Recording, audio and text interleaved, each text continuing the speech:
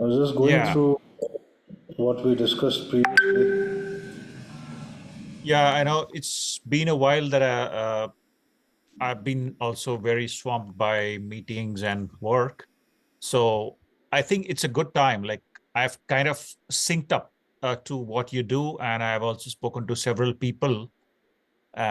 Primarily, my goal, of course, is to set appointments, and I wanted to like hear from you your experience and your expert skills for, let's say, services companies. If there was a service company trying to get clients like startup companies, Mhm. that's one category of clients. And also there could be a media company trying to, they have like a list of cold and warm leads. Mhm. So we could be looking at finding clients for the software company, the clients primarily in UK and EU, and for the video production agency, global, but the focus will be in the US. Got it. Got it. Right. So I would say, I have expertise in cold emails in appointment settings specifically. Okay, so we use both cold emails as well as LinkedIn outreach and get you appointments booked. So we take care of the list building part, let's say the copywriting part, the reaching out to people part, nurturing them, and making sure they're ready for a meeting. And then we go ahead and schedule the call directly on your calendar, directly with the prospect. So that's what we have been doing at Digital Domination. So the reason I'm addressing as we is because we are a team. We have 12 members in our team right now, and we are called Digital Domination. We are registered both in India and in the US currently. US in New Mexico and in Odisha in India. So these are the two places we are registered in currently, and that's how we have been operating. So the clients we have worked for is a little bit broad because when we started, we did not niche down to a specific audience. Rather, we went a little broad, so we could figure out the audience and choose the winning candidate out of that. And that's the reason we have like a varied experience working with marketing agencies. We have worked with content development agencies. We have worked with accounting firms. We have worked with fintech firms, and then software development and SaaS companies as well. So because of that, again, there were two like positive and negative to it, or I would say pros and cons to it. Because of the broad niche we are in, I was able to get hold of majority of the niches and to understand how the business functions in those specific niches. That was a pro. When it comes to the cons, we were kind of becoming a like generic player, right? So that's the reason we again started niching down last year, and we have specifically shifted focus to work only with financial companies and software development or software companies like SaaS companies. So that's what we are doing right now. The clients we are working with, to name them a few, I would say SBH Cap is one of the financial companies we're working with. If we look at software development, then we are working with MyConnect. They are from South Korea. We have Agitech, that is from Europe. We have Funded.com, that is a finance company in the US, and so on. So, we are a global team again. Like we have team members in India, we have a team member in the US, and so on. So yeah, that's all about me and my team right now.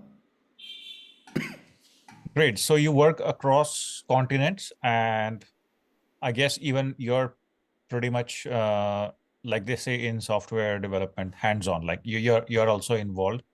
You're so what's like the let's get specifically into that scenario where I don't know, because I have three different requirements, but of which the top priority, if I can say, is the Right. media. Like, so there's a video production agency and they have a list of warm leads and cold leads. And I want to start, I want to get going. So what would be the approach? What you would need? It's like basically an influencer who wants to reach out. Could be all kinds of companies, production, could be production houses, could be uh, yeah, a company like Ericsson that wants to create their content. Got it. So the basics of again cold emails is we will need a lot of domains. We'll need a lot of mailboxes. Okay, then we can have once they provide us the lead list, we can go ahead enrich them, fill more data about that specific prospect we are reaching out to. So we can use Clay, we can use ChatGPT API and stuff, and enrich the data, and we can send out emails. So let's say if your target is to reach out 1,000 people or 1,000 prospects a day, we will set up a system that will have like 20 domains. It will have 100 mailboxes that is doing 10 emails out per day per sender, and we will try to spread the impact, because as soon as you start sending cold emails, there would be people that would mark you as spam, that would mark you as phishing. They would not engage with your emails. They would simply delete it and stuff. So that's the reason we are kind of spreading the impact of those actions by creating multiple domains. Okay, so instead, let's say if you're sending 1,000 emails from one email address, let's say abc at domain.com, and if 10 people are marking that as spam or are marking it as phishing, they're not engaging, deleting it immediately, then that domain's reputation is lost, that email's reputation is lost. It would take you another 21 days to warm it up again.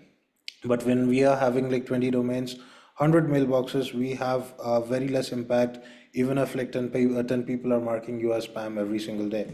And that's how we spread the impact of complaint rates, and we do outreach. So any business we are reaching out on behalf of will need a lot of similar burner domains. We call it burner because we would make similar domains. If let's say my domain is digitaldomination.io, I would simply have digitaldomination.us, .email, digital domination hub, digital domination lab, and so on. So all of them will point to digitaldomination.io when somebody visits it, but we will not be using our main domain to be sending cold email outreach. That's it's interesting. Like I haven't really done this kind of so when you know that you have a established, say, a service provider, Mhm. or it could be a influencer, anyone, like, so Right. why we need this approach? Like I know that you're saying it's because of the volume, but is this necessary for my task is what I am trying to figure out. uh, Absolutely. So if you're reaching out to cold leads, it's absolutely necessary. Even if like you are going with one domain, or if you're going with your primary domain, it'll not take long. Like it'll take at least like a minimum of 2 or 3 days, or a maximum of 2 or 3 days, I would say, and your emails will start landing in spam. That's how cold email is. Because even if you are trying to reach on behalf of an influencer and stuff, if somebody has not explicitly provided permission that they are allowed to send you emails, and if you are doing that, then they would still go ahead and mark it, regardless if it is coming from an influencer, if it is coming from Google or from Microsoft. It really doesn't matter. yeah, I mean, I never thought of this possibility because obviously what I have been doing is been more based on LinkedIn. I didn't really do much of cold emailing, but I think there may be a need. Right. Got it. Other than that, how's your experience with, let's say, landing pages? I mean, other ways of capturing leads. No, I think that that's a different thing. Obviously, that's inbound and leads. We are talking only outbound at the moment. Right. Uh, so, and what would be sort of conversion ratio in your experience with cold emails versus warm leads? So, when we are talking about, let's say, ads on Google, Facebook, or any other advertisement platforms, you are kind of going and doing a spray and pray there. You are kind of doing you leave the pixel to learn. That's in learning mode for like 6, 7 days. It tries to show that ad to as many people as possible, tries to get the relevancy, and then start showing the offer to the right audience, right? So that part is completely ignored when you do cold emails, because we are focusing on sending emails to laser targeted like prospects. We already know that this prospect is relevant because we are exporting the list that way. We call it idle client profile.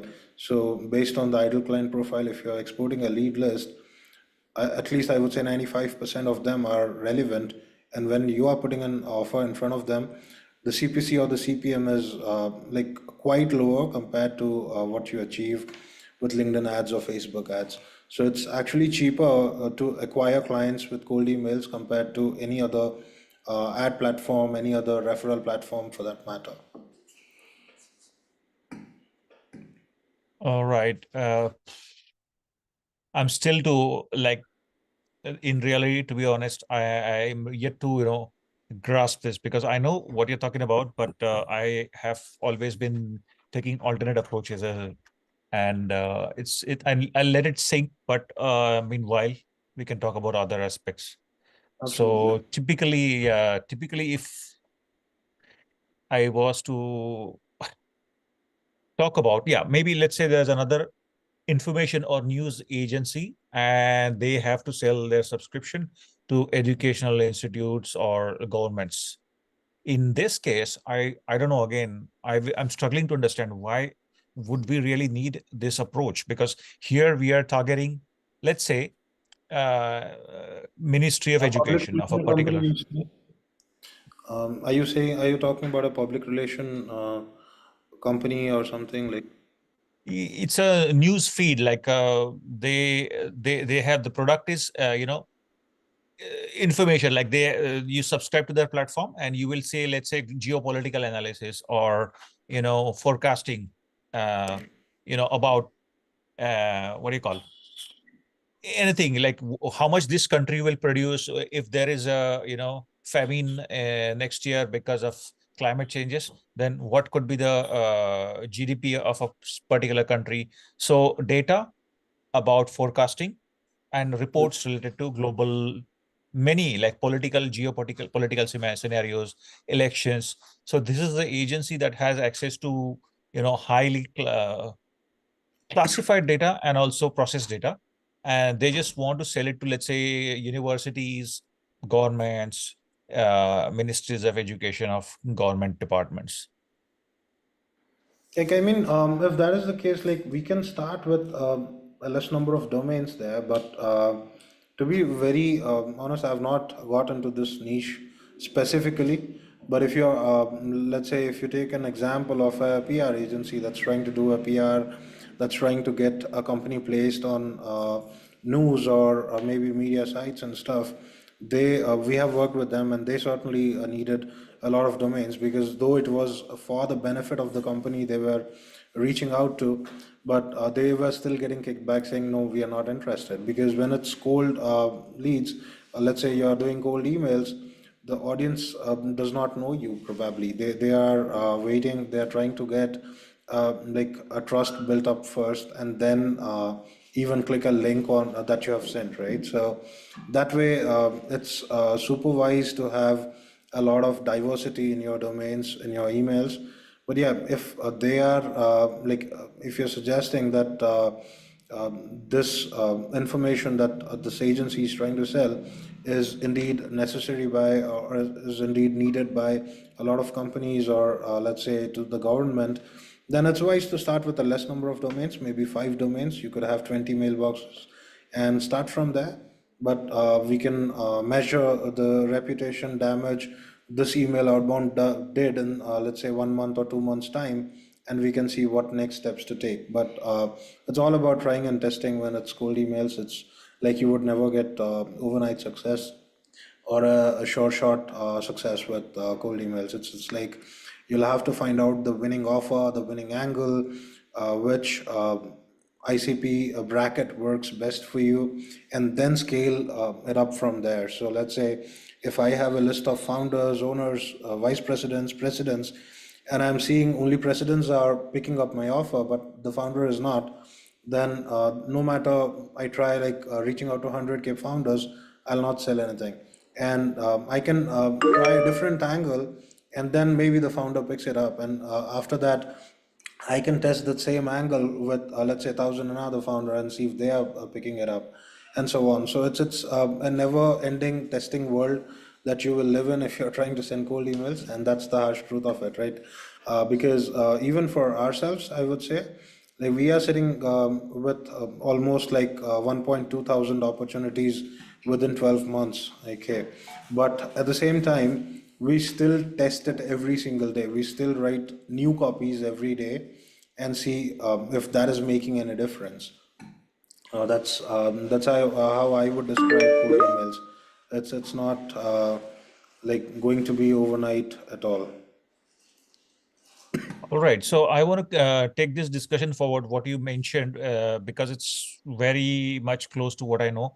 Founders, and you're probably talking about like incubators and, all the new startups. It looks like you've worked with them all, Yes. reaching out to sell, I don't know what, whether it was some software or services of a company. So, So, like, I have run more than 3,000 campaigns in the last 2, 3 years alone.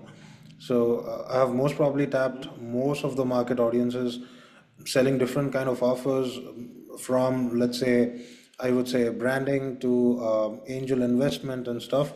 So, I'm pretty sure I'll be able to like deliver at least what they are looking for, if not over deliver, but at least meet the KPIs.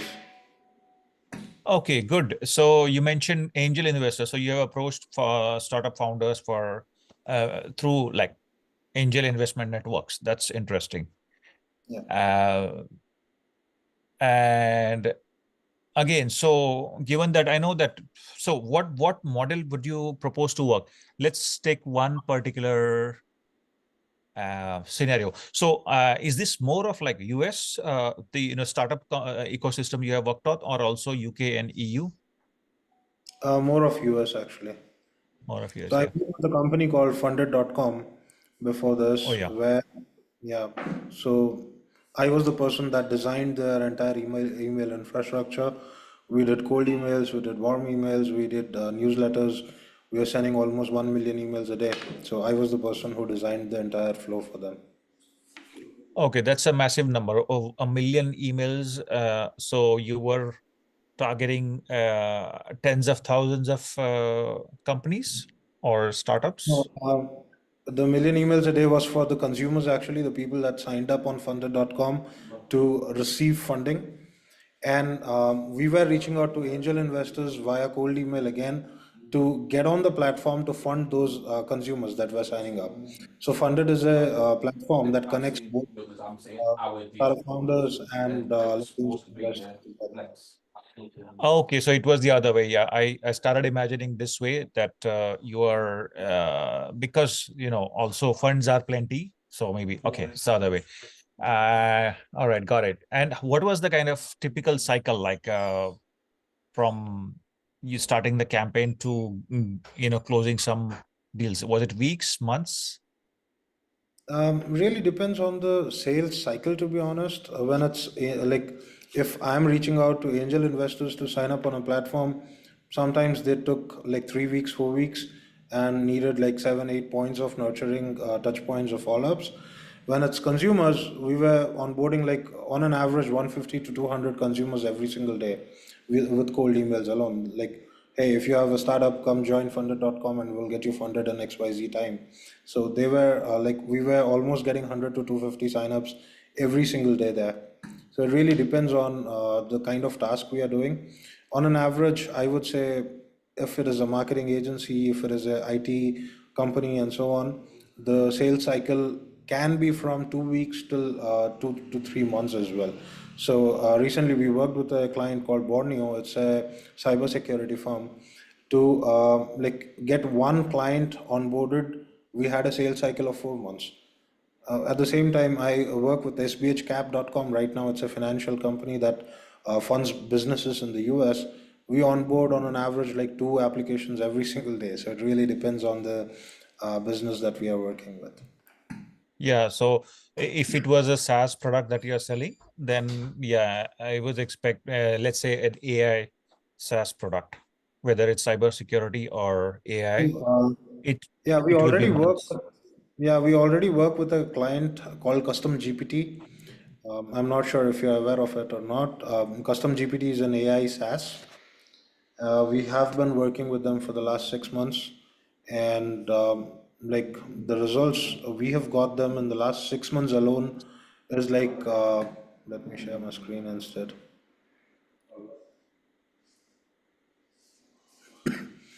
So this is custom GPT alone that we've got them like 1,200 opportunities in 6 months' time. Okay, last 4 weeks we've got them 364 opportunities. We don't get into the nitty gritty of signing up and stuff because it's after we get a positive response, after they are interested in a meeting, we transfer it over to their reps so they can take it off, like they take it over, and we have run n number of campaigns for them, like from ranging from affiliate campaigns to like actual customer sign up campaigns and so on. We are having two instantly workspaces for them and running the campaigns for them. So this is a purely AI software tool that we are selling. Okay, so this program is still on, and your ongoing basis, you're Yes, selling this product. Okay, correct. it's a B2C, I believe, Yeah.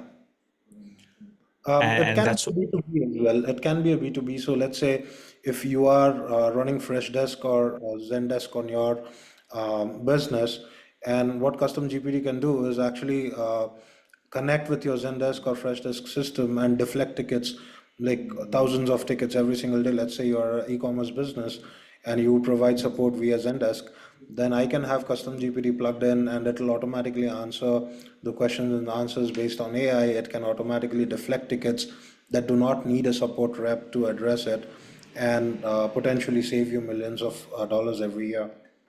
This is what we have achieved for them as well. Last 4 weeks, like 38 opportunities generated. If we talk about last 6 months, yeah, 267 opportunities generated. Even if you say like they have a monthly plan of like $100, I believe right now, $89. So even if somebody signs up on this, if they are going monthly, then it's 99.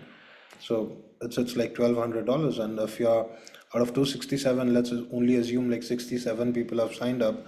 That's also setting you with like $6,700 there. So that's how we will do the maths. If you're running ads on LinkedIn or something for it, $6,700 is actually going to be the monthly, I would say weekly ad spend that you would put in on LinkedIn. okay. So just focusing on this particular project that you're doing ongoing basis, you're doing 30-35 appointments a week, right? Uh, Yes. so 5 a day. That's quite a significant volume. But so, and what is the, like you also mentioned the budget, like about $60-70 a week or ad spends.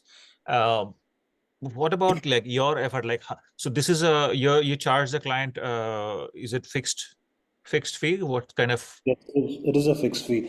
So we charge $1,500 every month, plus like we are charging them for 100 mailboxes that we have set up. So it's like a fully done for you system. We will take care of the purchase of domains, the mailboxes, like the entire nurturing, automations, wherever, whatever required. And we will plug in our own lead data sets as well from Apollo, from LinkedIn Sales Navigator and stuff. So technically, you are not paying for anything else except our fees. And we will give you a set of meetings. Let's say we have promised them like 5 meetings a week, and if we are over delivering from there, let's say we have given you 10 meetings, then each meeting will be charged at $150 again. So that's how we go. So let's say if we have promised like 20 meetings a month and we are delivering 30, so we will charge them extra like $150 per meeting there. So $1,500 more. Okay, so if I were to look at this for, let's say you do this for UK startups, or not just startups, all levels of software development companies, and Yes. you want to find those that want to outsource their work, right? Uh, say, I would say even few appointments a month may be a big win to begin with. But then you have your lead set, I know that you are specialized in the US market, but you may have worked with some clients in this territory. Um, so can you start to visualize like how we could work it out? Or if you're not very comfortable with the working with the UK clients for now, we can discuss about the other requirement for the US, that is an influencer finding like working other warm leads, and also we can add your leads if you have. But I think there is already good leads database. Whichever you want to visualize and tell me. Let's say if the US party has like almost more than 50% of warm leads, then we would actually like technically not need a cold email setup. We can go ahead and do a self-hosted mailbox where we can go and have two, three IP addresses and send them emails, bulk emails on a daily basis. That's what we did for Funded as well, because we were onboarding consumers on the platform every single day. We were, let's say, the 1 million emails a day I was talking about, out of which like only 250K or 300K are opt-ins. The rest were actually cold emails, and we were directly sending them over from two domains and two mailboxes with different IPs. So we had 14 to 15 IPs, and we were rotating the IPs instead of rotating the mailboxes or the domains. So either way, both of them works, but it'll only work if you have like 40-50% of warm leads that will actually engage with your emails. If all of them are cold, then it will not work technically, because majority of them will not engage with the content that you're sending. But if it is just like you said, they have already warmed up leads, in such cases we can set up a MTA, we call it a mail transfer agent, and that can actually take care of it. That is like way cheaper compared, because if you're paying for 100 mailboxes alone, so each mailbox is going to cost you around $7 or maybe €6 right now. That alone will set you back by $600 a month. Plus, you would pay another $100 to $200 for instantly. You would pay 1,500 hour fees. And if you're not making that money back, then it doesn't make sense for you to run cold emails. So cold emails only works when when you have a very high ticket offer to sell, unless and until you are having a minimum ticket size of like $3,000 or something, you'll not be able to sell. Even for custom GPT, because they are funded, because they have already received serial capital fundings from multiple angel investors, they are burning that money. Actually, they are making losses. They are not making profits. Okay, but unless and until you are having a super high ticket offer to sell, really will not make sense to invest so much of time and money on cold emails, because for ourselves, like if I take the example of ourselves, we are running with 400 email addresses right now. So if we talk about 400 email addresses, each costing us like $3 at least, then we are roughly paying how much, like 1,200 or $1,300 just for the mailboxes. Okay, and if we are not able to sell a ticket of at least $1,000, and if we are not able to generate at least 5 to 10 clients every month, it doesn't make sense, right? So that's what I would suggest. Got it. Okay. So tell me a bit more about your leads database. I already heard what you said. You have variety of clients and you have a good database, a good size database. Um, Like we do not, what's the volume like? Yeah. yeah, we do not maintain a database ourselves as such. So we rely on a tool, a sales enablement tool, that's Apollo.io. Okay, it's similar to Zoom Info and stuff. So that has got like almost, I would say, like 80 million or 90 million data points and leads there. So it really, we just need to be able to pick which lead we want to work with. We need to be able to pick the, I would say, ICP properly. So you can literally filter this leads database and also find all kinds of like decision makers. Like it could be, let's say, owners of small businesses or VP of engineering in software companies with their Absolutely phone numbers. correct. So this is the platform, and I would say vice president, and I want to reach out to people in the UK, for example. I can simply go to like filter by city, state, country, or zip. I'll go by country right now.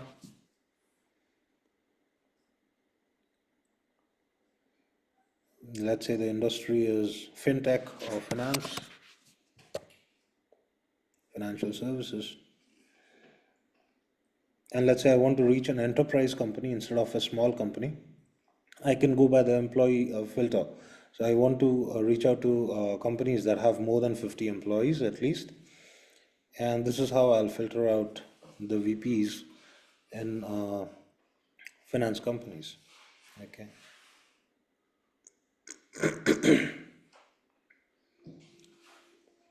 So like 29,000 people that are VPs in financial services companies, I can have more industry filters related to finance or loans, insurance, and so on. So this count will keep on increasing accordingly. So this is what we Yeah, and use. pretty much most of the entries you do have phone numbers and emails. Maybe not, maybe at least 80% phone numbers. Like 50 to 60%, I would say, not 80,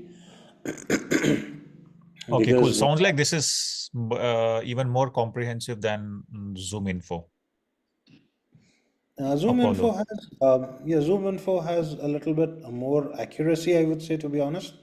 So if we are looking at 32,000 leads here, out of which like at least 10,000 would already have left the organization in Apollo, in my experience, I would say, because what happens is when you are looking for work emails, people switch jobs a lot. So if Justina has switched from Bessemer, then her email is technically invalidated, right? So the AD team will go in and deactivate her email.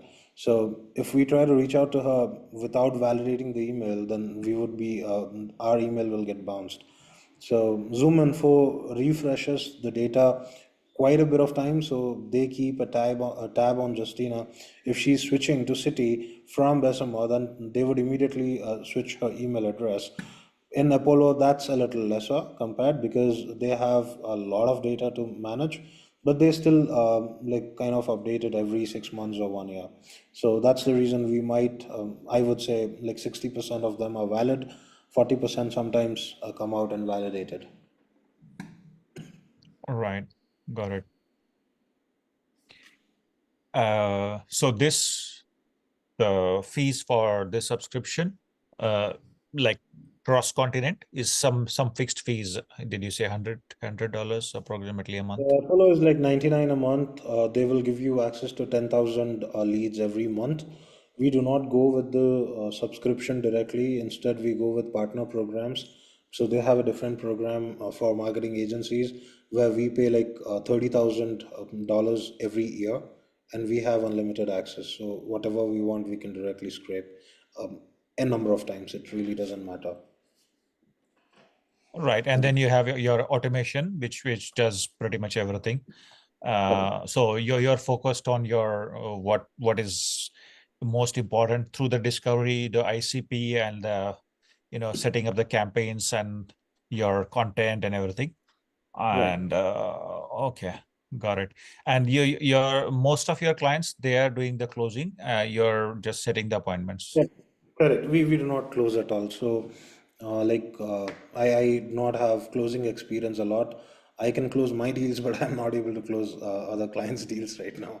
So that's the reason. Okay, yeah, it's and because you have a big team, obviously your forte is appointment setting, and you're Right. doing it well. Yes. Great. So, which is the smallest, like for $1,500 a month? Seems like a big ask for me at the moment. But I think we'll have to, obviously, once I maybe share or get 100% clarity that yeah, I want to go ahead with this particular product or service. If I give you those details, whatever you need, like Sure. ICP and what is the target, like say 5 appointments a month. Because for selling the service of a software company, I think that itself is a good achievement to begin with.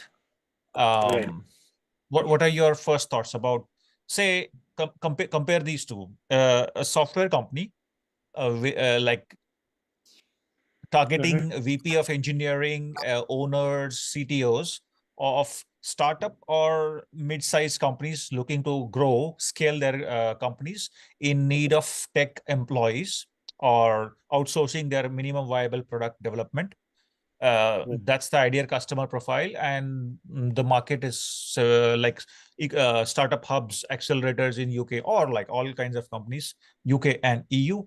How many appointments with your knowledge and experience and with access to your leads, using your outbound campaigns or any other approach, how Mhm. many realistically, how many appointments you think can be set up in a month with your.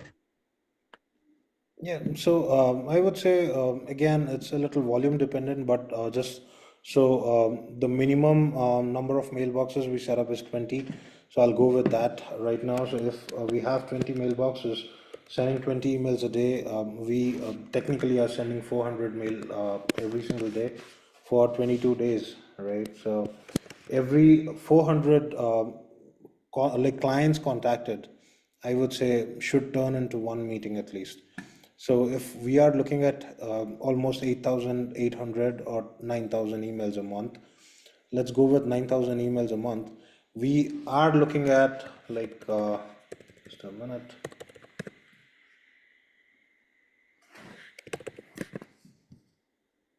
So we are looking at least around 10 to 15 meetings booked for them.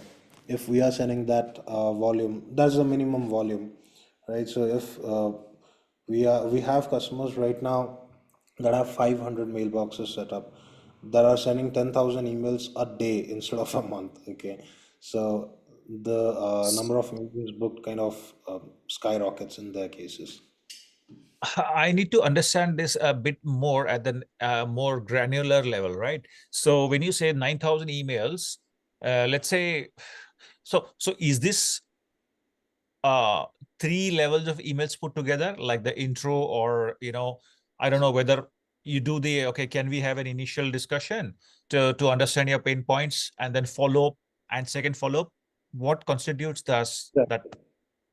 That's exactly what we do. So the first email would be an intro email where we talk about the pain points, we showcase our case studies. The second would be a follow up. The third would be a follow up. The fourth would be a follow up. So combined, all the emails combined, we are talking about 8,800 emails a month if we start off with 20 mailboxes. We have customers that are sending that volume every single day. So 10,000 emails, including all email, like initial emails, follow up emails, and stuff. They are sending that volume every single day as well. So it's like they are booking almost like 10 appointments or 10 applications every single day too. So it really depends on the volume that we're doing. But so know that if you haven't really worked a lot in the UK market, you would, I can tell you that this is a relatively obviously small market. And if I was to talk about software companies, I know that's again it's a big industry, outsourcing billions and how many hundred billions. But then Right. when it comes to outsourcing, uh, it's saturated, like there are too many competitors, right? So what is the value proposition that I go with? I know that everybody has their typical saying, uh, quality, trust, quality, uh, and obviously the cost. Okay, with cheap labor, $50 an hour, and we do your AI development, MVP development, whatever. So how you think with this? I know that you're focused on like it's like the volume is definitely going to get the results. It's usually the case everywhere in the world with everything. Volumes, Right. they matter.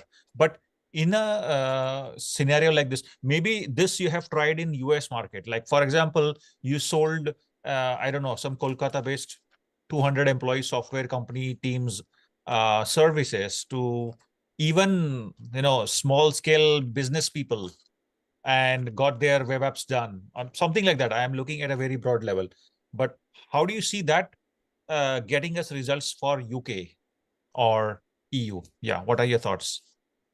So I would say, to be very honest, software development, cyber security companies, custom application ML or AI development companies are really saturated everywhere in the world. Okay, So these require a lot of nurturing. So it's not going to be like you spray 1,000 emails and get two calls booked.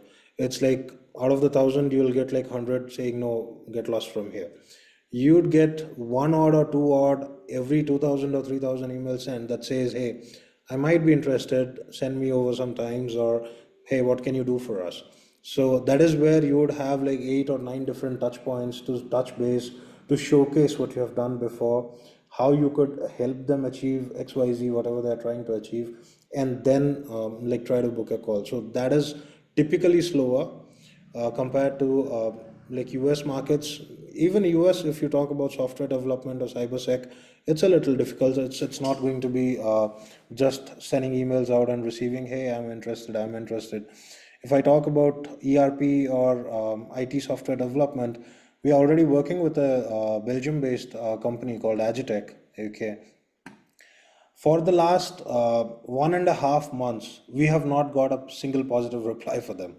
Okay, so that's how saturated the market is. They are saying, hey, whatever you're offering, like almost like we receive 50 emails a day offering the same thing.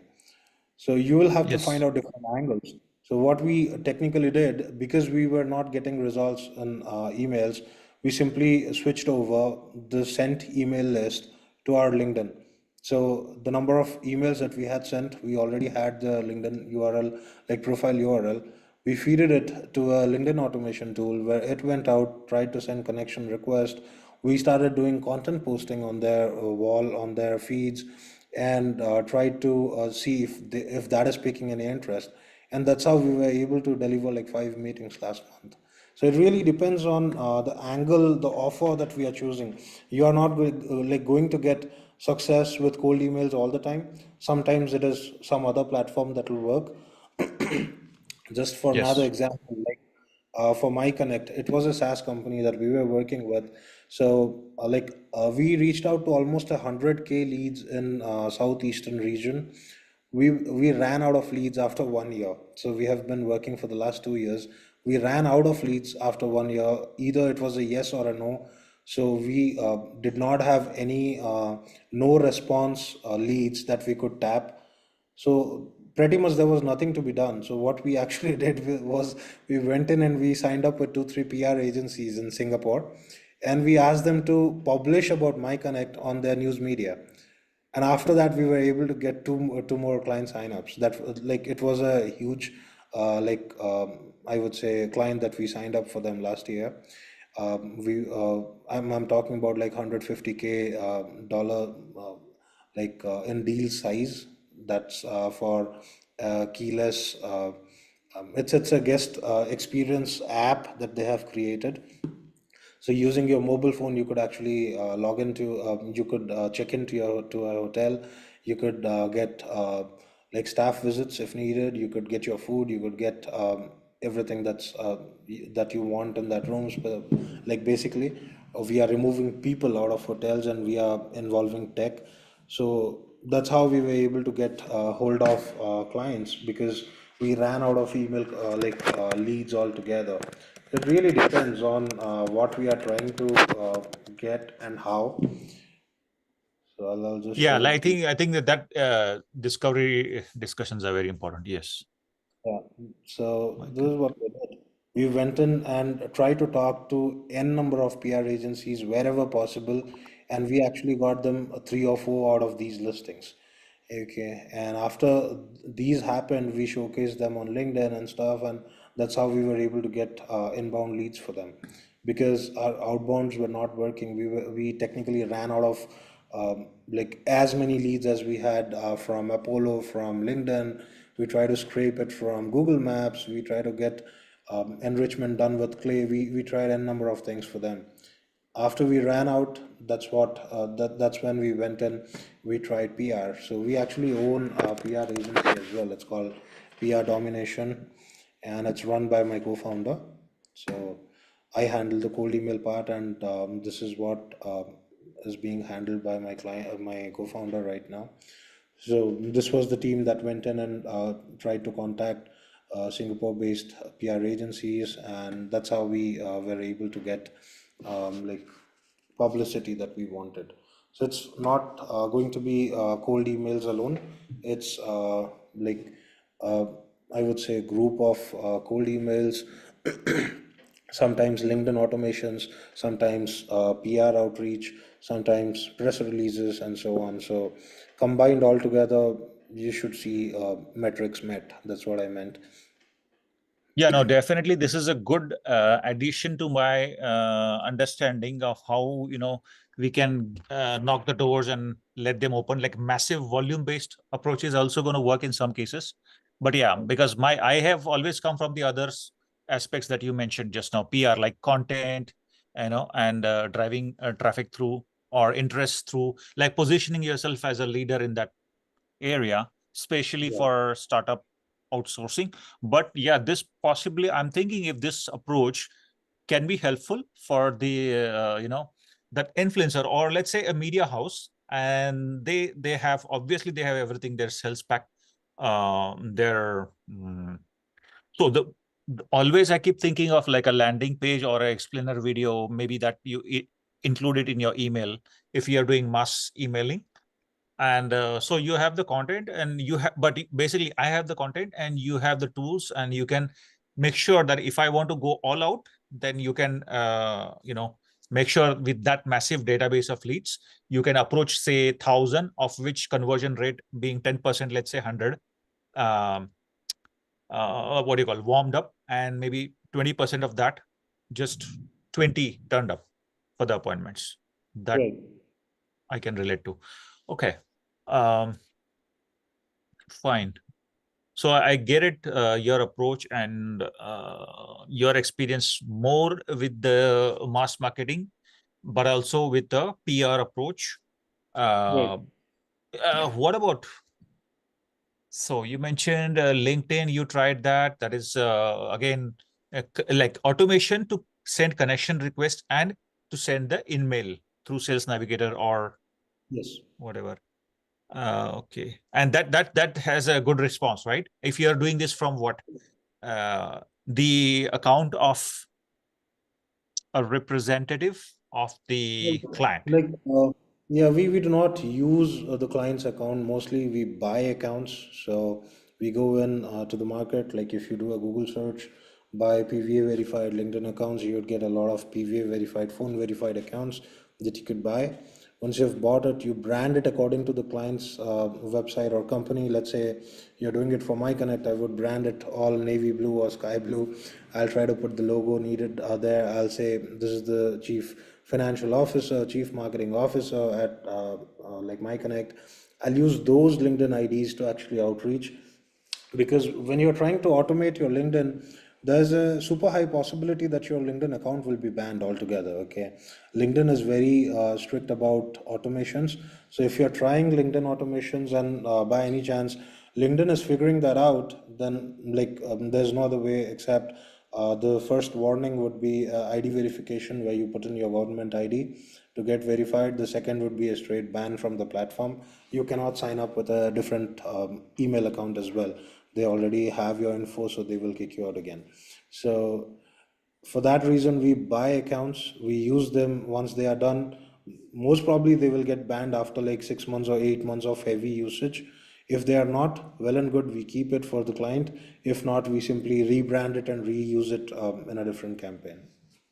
So, so you're saying that, for example, it's possible to buy these what CTO accounts of whichever persona you want.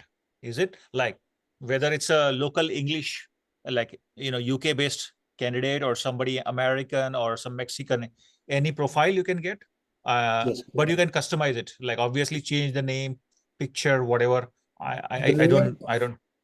Yeah. yeah, the accounts will not have pictures by default, but you cannot change the name. So you will have to talk to the seller and say, hey, I need somebody to have a US based female name, US based male name, or a UK male name, and they would actually source it out for you.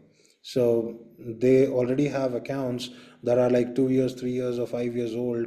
Like they have a plethora of it. They have 10,000, 15,000 accounts at any moment. They will filter it out and they would suggest you, hey, we have got 5 profiles here. Choose which one do you want, and you check everything on that account. You make sure it's fitting your persona, and then you buy it. And these accounts have like what massive followers and already posted. They have a How is minimum. it? Just they have like accounts set up. Yeah, Uh, they have a minimum list of followers, like 500 connections are there by default. So they will make sure you have at least 500 connections in the LinkedIn account. And like you'd have almost like 200, 300, 400 follows in that account, a few posts done, like five, six different social media posts done on it before itself. So it would okay. not look like you have bought an account. It's like it's a real LinkedIn account as what your prospect would see. Actually, it's not a fake account. Yeah, I mean, yeah, I never thought from this angle because I was always thinking that, a real person's real profile, the most maybe what you will do is for a team to form a team, you have people added to that team. But again, I was never thinking from that angle, but it is required for automation. Like what you're saying is it is mandatory to have those dummy accounts. Oh, okay. Yeah, if it delivers results, I will have to think about it. But for now, because for my requirement, again, I will keep the UK side, focusing on the US requirement for this media house. Uh, I don't know if because the most deciding factor is the brand of the owner itself. I think if we can use, we can't use it for automation, of course. In that case, we'll have to find some way. Let me also think about it. But I will If you, have if you can to like work. share Yeah. who the influencer is, I can actually go and do a social media check on what they have done, how we can create some angles around it, and I can come up with a document that suggests what different angles or offers we could practically bring in for this influencer specifically. Yes, definitely. So that because I have been thinking that obviously he already has enough content, right? And even the good thing is that there are already warm leads. So it's just a matter of going out after them, obviously filtering out those that have been contacted before or converted before. And then it's just going out. I think it's not a massive challenge, but it's still there will be volume needed. And the ticket size will be, let's say, 10 grand and higher. Mm. um, so yeah, there is some research needed. If you, like you said, if you prepare that summary, that Yeah, will be great. I will send you the link in this sure, chat. sure. So we can probably think of going with that soon. But obviously, you've given me some ideas about how you work for other clients, their billing and all. Once you give me that approach, how we will tackle this, then we will have to arrive at the costs probably. Yeah, I think that's when we can talk about it. Sure, Other than sure. that, other than that requirement, like I said, again, let me send you the other requirement also, like URL to that.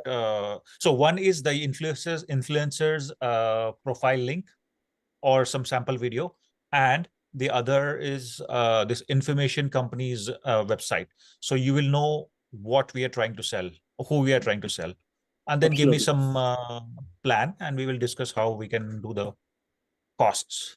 Sure, I will. I will, yes. Okay, great. So do you usually work because you're having US clients, so do you work nights, all the nights India time, or you No, always? not all the nights. I stay around like 11 o'clock in the night, and then I log off. I come back by 9 o'clock, 9:30 in the morning again. So I tap three time zones. So that is like UK time, India time, and Eastern time. So I tap three of them and I log off. And you're doing this for a long time, so you're used to the cycles from Yeah. India. Absolutely, yeah. So I was working with Dell before, Dell in Hyderabad, India. So I have worked night shifts for like two complete years there, and from then on, I've got circadian cycle created in myself where I stay awake till midnight or beyond midnight every day. I wake up by 5:30 or 6 in the morning, and it doesn't affect me technically. Yeah. Yeah, once your circadian rhythms, like you're used to it, but I wonder how, because it's very difficult. I've tried, but getting through the whole night, like even to be in line with the Eastern time zone, like unless you're doing part time, like yeah, just working in a BPO and doing the full nights, I think it's only maybe early years of career only you can do it, and later you won't be able to handle that all the times. Okay, that's great. Yeah, there's a lot probably, but at this stage, I think it's good to know your strategies. And once I share these links, you will tell me how to. I mean, you will also tell me, how much we can realistically, how many appointments we can do. You will get to know. You. I'm sure with your experience, you can tell me everything that for these two clients we can do all this. So I will Yeah. be looking forward to that, and then we can have some follow up. Sure, sure, we will. Yeah. Okay, just curious. So which town in Orissa you are in? So I'm in Bhubaneswar, Oh a little yes, away from Bhubaneswar, like around 11 kilometers away from Bhubaneswar towards Puri. So it's not in the center of Bhubaneswar and Puri, I would say, a little inclined towards Bhubaneswar. So Bhubaneswar is nearer, and like I can travel to and fro every single day there. I'm actually sitting in an office, so I have to go back by 11 o'clock or something. And like nowadays, it's much easier compared. Earlier, it was like very difficult if you had an office in Bhubaneswar and wanted to go back to your town. The roads were not that yeah. great. Right now, it is a lot better. Yeah. No, but great. I mean, what you're doing from there is commendable. Like you're a bit far off, but you seems like you have everything. Like you're quite busy. Like you're getting a lot of things done from there. Absolutely, yes. Lot of So UK, US clients. yeah, so Yeah. I started from 2018. We earlier had a private limited company in India called Teraflex Techno Solutions. We were a I would say a complete digital marketing solution. We were providing Facebook, Google, YouTube, email marketing, and all those ads and marketing possible. We niched down to appointment setting and lead generation after the CPMs were untouchable on Facebook, to be honest. If you look at the COVID era, everyone wanted to advertise in Facebook, and like literally, if you wanted to sell a course, you would technically shell out 4 lakhs or 5 lakhs in INR, and you would make like 50,000 or 1 lakh. So that was when we ditched advertisement completely and switched to email marketing models. And from email marketing, like slowly we got introduced to appointment setting. We saw it was a blue ocean, so we simply jumped into it, and that's how we got into it. And it's like we are going strong from there on. Right now, I had the opportunity to register our company in the US. Then I found my co-founder as well. Like I have two, one for the Indian company that is in Delhi. I have another co-founder that is in the US. So like everything is almost sorted. I'm still trying to get to a fixed stage where both the co-founders exit ourselves from the business completely and then leave it on automation. So that's what the goal is. I see. But you're the founder. Like you know what I mean is you started and then the co-founders joined. Is that the case? Yes. Okay. Yeah. I know. Then I can relate to what you're saying because, in fact, I have on my LinkedIn. If you ever, once you get a chance to look at, I've posted an article recently about the founder's dilemma and equity distribution among co-founders and how to peacefully keep it going and keeping everyone vested for years. It's a very area of research. Uh, yeah. I can begin to sense your where which boat you may be in or where the boat is. If you're Yeah, saying that they it's can a be, if heck they of can a journey. put on automation. It's a heck of a journey, like a decade of efforts that I have put in from like way back, way back. I would say like timeless, countless hours spent, years of sleeplessness and all.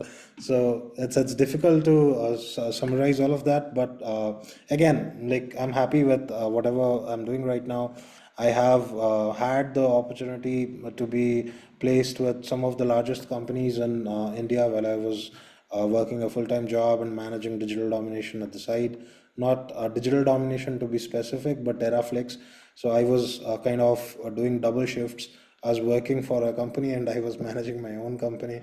It was a heck of a time at that moment, but right now it's all eased out. I do not have a full-time job. I actually manage full digital domination full-time.